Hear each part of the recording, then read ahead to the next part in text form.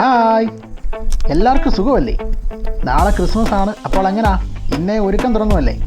ഞാനും രാവിലെ സൂര്യൻ വെട്ടം വെച്ചതിന് മുമ്പേ റെഡിയായി ഇറങ്ങിയതാണ്. എങ്ങോട്ടാണെന്നായിരിക്കും. എന്നാ ചോദ്യം വളവേ, ഇച്ചിരി കപ്പ വാങ്ങിയേച്ച് അത് ബീഫും കൂട്ടി ഒരു പിടി പിടിക്കാതെ പിന്നെ എന്നാ ക്രിസ്മസ് ആണെന്നാ? കൂടുതൽ വർത്താനം പറഞ്ഞ് നിൽക്കാൻ നേരമില്ല. നാളെ നോമ്പ് വിടലായതുകൊണ്ട് ബീഫിന് നല്ല ഇടിയായിരിക്കും. പെട്ടെന്ന് പോയേച്ചും വരാം. പ്രതീക്ഷ തെറ്റിയില്ല, അത്യാവശ്യം തിരക്കുണ്ട്. എന്തായാലും ഒരുപാട് നിന്ന് തള്ളാതെ കാര്യം സാധിച്ചു. ഇറച്ചിക്കടയോട് ചേർന്ന് തന്നെ കപ്പയും വെക്കുന്നത് കൊണ്ട് അതും കുശാലായി. ഇന്ന് അടുക്കള എൻ്റെയും ബിൻസുവിൻ്റെയും സാമ്രാജ്യമാണ്. ഉച്ചയ്ക്കത്തേക്ക് എല്ലും കപ്പയും സെറ്റാക്കണം. അതിനുള്ള തയ്യാറെടുപ്പുകൾ തുടങ്ങിക്കഴിഞ്ഞു.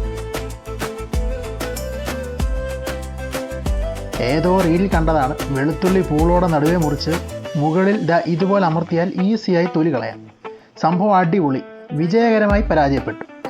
ഓരോന്നോരോന്ന് തൊലി ഇരിക്കുന്നതിന് പകരം ഓരോന്ന് ഈരണ്ടായി പിളർന്ന് ചെയ്യേണ്ട അവസ്ഥ. ഇരട്ടിപ്പണി. പോട്ടെ, അടുത്ത വട്ടം സെറ്റാകും. അപ്പോഴേക്കും ബ്രേക്ക്ഫാസ്റ്റ് റെഡിയായി. ഗോതമ്പ് ദോശ, മീൻകറി. ആഹാ, ബീഫ് നോക്കണ്ട, അത് നാളെ അല്ലേ എടുക്കൂ.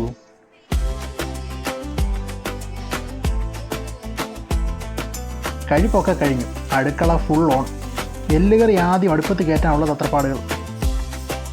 അത് കഴിഞ്ഞ് വേണം രാജാവിന് വഴിയൊരുക്കാൻ. കപ്പ.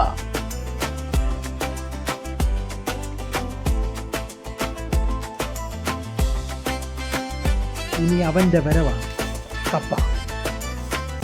രാജാവിന് വഴിവെട്ടാൻ പോയ ഒരാൾ നെഞ്ചും തല്ലി വീണ് വന്ന് കയറിയത് അതിനിടയ്ക്കാണ്. ആ പൊടിയൊക്കെ തുടച്ചിട്ട് അങ്ങോട്ട് നീരട്ടെ. ശരിക്കും ഇച്ചിരോടെ നീരട്ടെ.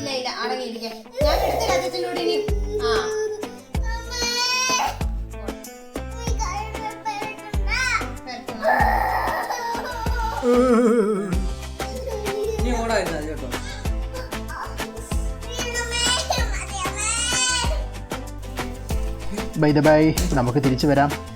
ഇനി ആയുധം വെച്ചുള്ള കളികളാണ്. ഇന്ന് ഇതിന്മേൽ ഞാനൊരു താജ്മഹൽ പണിയും.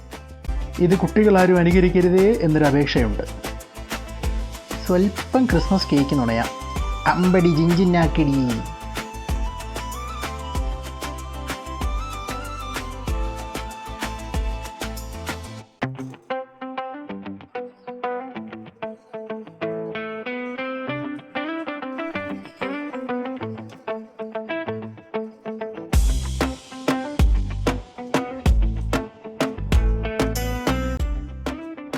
ഒരുപാട് നേരം കഥ പറഞ്ഞിരിക്കാൻ നേരമില്ല. ഗസ്റ്റൊക്കെ ഉണ്ട്, അതുകൊണ്ട് അമ്മ കൂടെ ഞങ്ങളുടെ കൂടി. എല്ലുകറി തിളച്ച് വന്നിട്ടുണ്ട്. കൂടെ കപ്പ വെള്ളത്തിലിട്ട് കൊടുക്കുകയാണ്. ഒരു വശത്ത് എല്ലുകറി, അപ്പുറത്ത് കപ്പ. ഒരു വശത്ത് എല്ലുകറി, അപ്പുറത്ത് കപ്പ. കപ്പ, എല്ലുകറി, എല്ലുകറി, കപ്പ, കപ്പ, എല്ല്, കപ്പ.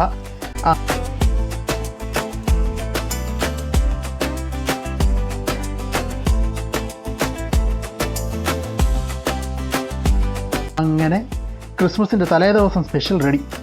ഇനി നാളെ രാവിലെ മുതലുള്ള മെനു റെഡിയാക്കണം. അതിനനുസരിച്ച് കാര്യങ്ങളൊക്കെ സെറ്റാക്കണം. അതൊക്കെ ഇനി കഴിച്ചിട്ട്. നിങ്ങളുടെ ആഘോഷം എങ്ങനെയാണെന്നൊന്ന് കമൻറ്റ് ചെയ്യണേ. വീഡിയോ ഇഷ്ടമായ സപ്പോർട്ട് ചെയ്യുക. അപ്പോൾ ഹാപ്പി ക്രിസ്മസ്.